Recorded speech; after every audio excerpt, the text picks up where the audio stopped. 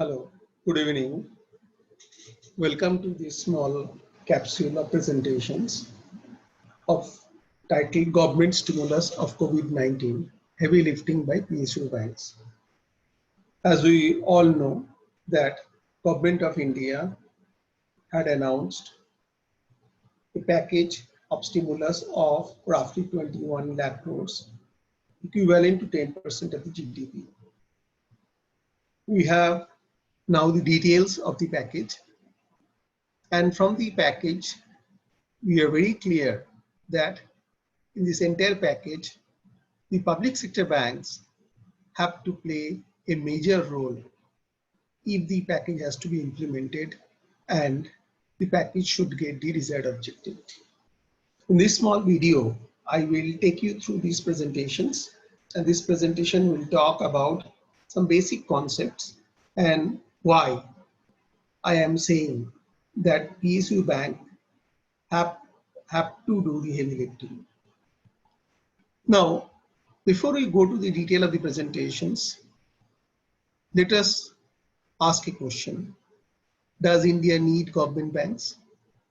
Few months before, the answer would have been emphatically no. But just think it over. If there were no government banks, on whom the government would be piggybacking to deliver the stimulus package? Why I am saying this? And let us look at the numbers as presented by our finance minister, that the overall stimulus package breakup and the role of the banks, BFSI involvement in delivering the stimulus package.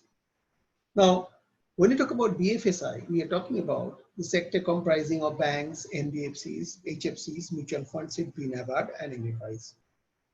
Now, under the Atmanirbhar package, in part 1, Government of India has announced 5,94,550 crores. Out of that, credit guarantee and other disbursements where the BFSI sector would be involved would be 4,45,300 crores. That tantamounts to 74.77%. Under the part 2 of the package, out of the 3,10,000 crores, 2,35,000 crores has to be come from the banking sector, resulting in 75.80%. Under the part 3, 1,50,000 crores, 1,10,000 crores will come from the banking sector. So if you look at the part 5 or all parts together under Atmanirbhar, the total package announced is 11,02,650 crores. A BFSI involvement would be 7,90,300 crores. It tantamounts to a 71.67%. Now, as government has said that in the earlier measures, including the Prime Minister Garib Kalyan, the program, the 1,92,800 crores has been disbursed, and here the bank has not played any role as far as lending is concerned. RBI measures tantamounts to 8,01,603 crores. Now, what to talk about RBI? RBI is injected liquidity.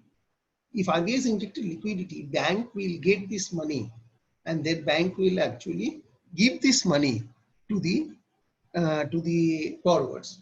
So if you look at the RBI package, the transmission of RBI package to the economy will take place to the bank lending. So that's why the bank will contribute to the entire amount the bank will have to lend to implement the stimulus package. So if you take all together, it translates into 75.91% of the stimulus package would be funded by the bank. Here I have to make a point. RBI package of 8,01,603 crores is already included in the Atmanirbhar part 1, part 2, part 3, part 4 packages. Since the government has calculated as a total stimulus package, to have a proper comparison, I have also calculated this as a total package. Now, under these scenarios, would the private bank will take part actively in this venture? Now, at the same time, other institutions like NBFC and other financial intermediaries will take part actively in this venture. Now, considering the risk has significantly gone up because of the COVID-19 and also the post-ILFS scenario, it is very unlikely the private bank and NBFCs and HFCs would be keen to take that responsibility. So again, it boils down to PSB would have to don the mantle. Now, under this scenario, it is very clear that this stimulus package is very crucial.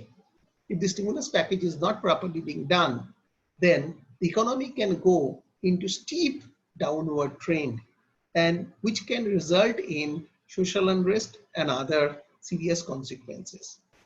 Now, under this scenario, what should be the implementation strategy of the government? Now, in this particular video, what I try to do, I try to explain it to you.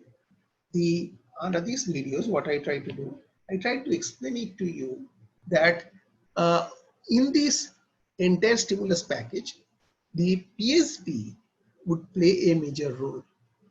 Now, under the present existing structures, what are the problems PSB face if they have to implement this particular package? So we will discuss that detail in our next video, and you can watch our YouTube channel.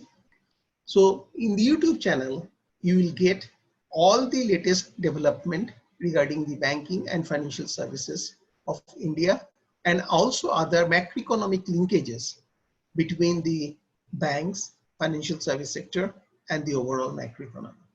Thank you very much for watching.